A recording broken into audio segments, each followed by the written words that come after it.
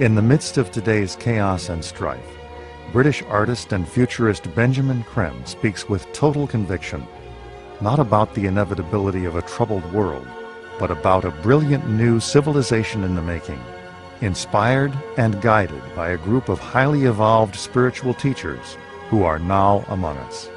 At their head, says Creme, is the world teacher, Maitreya, who embodies the aspirations and expectations of all people, religious and non-religious alike. Benjamin, who is Maitreya, and why do you refer to him as the world teacher?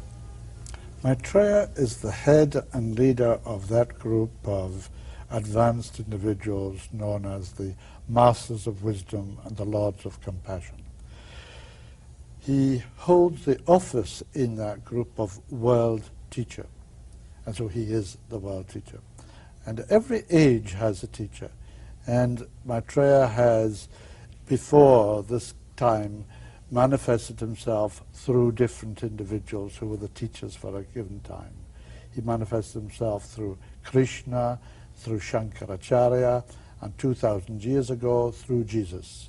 From the baptism to the crucifixion, Jesus was overshadowed by the consciousness of Maitreya, who embodies what we call the Christ principle, the Christ consciousness.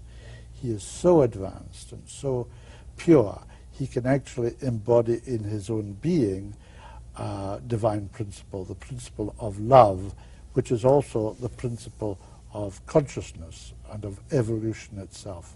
So he is the Lord of love. So his spiritual teachings aren't meant for any one group? They're meant for everybody, for the whole of humanity. He does not come as a religious teacher, although all the religions expect him under one name or another. Christians await him as the Christ, expecting the return of Jesus Christ, through whom he acted 2,000 years ago.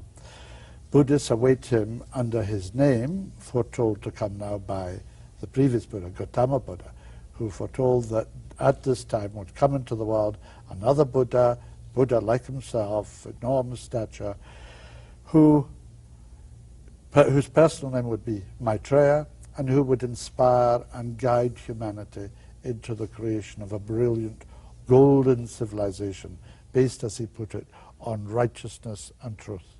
That is the task of Maitreya in this coming age. Jews await him as the Messiah, Hindus as Krishna, Muslims as the Imam Mahdi or the Messiah, depending on their particular sect. These are all names for one and the same individual, the head of our spiritual hierarchy. Are his teachings also for people who aren't part of any organized religion? Indeed, he has said, I have not come to found a new religion, I have not come to create followers, I have come to teach the art of self or God realization. He says, the self, with a capital S, the self alone matters. You are that self, an immortal being. He equates the self with God, with the divine. And he says our problems, our difficulties in life are due to the fact that we identify with everything other than the self. For example, he says, ask yourself, who am I? And you will find you're identifying either with this physical body as a self, which it is not, and therefore you suffer the infirmities and limitations of the physical body, or you identify with your feelings, your sensations, your energies, and think that is the self, which they are not. They are not no more immortal than the physical body. Or you identify with the constructions of your mind, and you take that to be the self. But that is only memory. That is only the creation of thought forms in the mental body. None of these are the self. He says the self stands behind all of that, reflects itself through the human soul at the soul level of existence, and that soul reflects itself once again on the physical plane as the man or woman in incarnation, with a physical body, emotional, sensational, and feeling body, and a mental body. And these are the vehicles of the self. And the self, he says, simply observes. It doesn't act, it simply observes through the vehicles. But if you identify with the vehicles and take that to be yourself, then the self gets trapped in that vehicle. and hence the limitations in your physical life, your emotional life, or your mental life from this trapping of the self, which should be free to move in and out with total freedom of these vehicles. Are there specific things we can do to lead to the realization of this self? Maitreya says the simplest path, his path, is to practice three things, three practices, which he says are very easy. Well, they sound easy, they're really very difficult, believe me, but they are the way to go. One is to practice honesty of mind.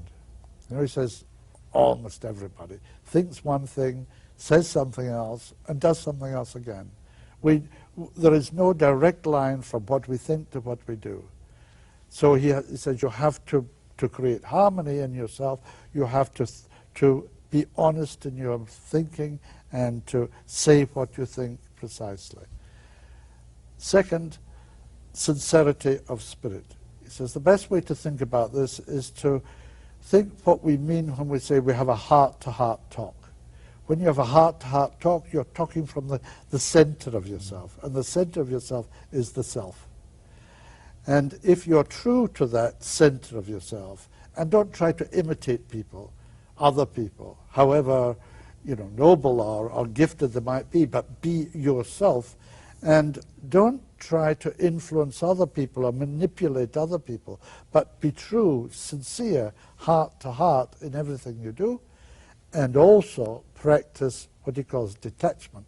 That is detachment not in the sense of standing apart from life, but from your identification with the physical body, with the feeling body, with the mental body. If you do what you do with detachment, then you will become aware of the self. And the more awareness you have of the self, the closer you get to self-realization, which he says is the goal of all life. That's what we have come into life for, to realize ourselves as the self, but on the physical plane, as well as being the self, behind all creation, to be that same divine being on the physical plane. And the proof that it can be done is the fact of the masters. Every single one of them is a self-realized being.